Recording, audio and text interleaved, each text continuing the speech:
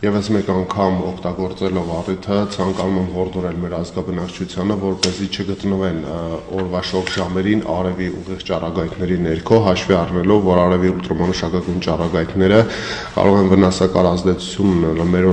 օրգանիզմի համար, մասնավորապես կարող են առաջացնել բշտիկներ, այտուցվածություն, քոր, ընդհուպ մինչև քաղցկեղի որոշակի տեսակներ։ Եվս մեկ անգամ կուզենայի նշել, որ օրվա շոգ ժամերին, մասնավորապես 11-ից 17 ընկած ժամանակահատվածում խուսափենք արևի ուղիղ ճառագայթների գտնվելուց եւ հնարավորինս կանխարգելիչ միջոցառումների շրջանակում առաջարկվում են մասնավորապես լայնեզր գլխարկներ, բաց գույնի հագուստ, ընդհուպ որոշակի քսուկներ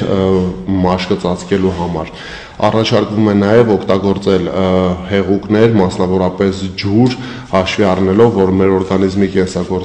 լիարժեք կենսագործունեության համար բարձր ջերմաստիճանի ժամանակ անհրաժեշտ են որոշակի հեղուկների ավելացում։ Միևնույն ժամանակ կցանկանայի նշել, որ քրոնիկ հիվանդություններ ունեցող մարդիկ, ովքեր ունեն սրտանոթային կամ միզասեռական համակարգի հետ կապված քրոնիկ հիվանդություններ, անպայման խորհրդակցեն իրենց բուժող բժշկի հետ եւ հնարավորինս անցկացնեն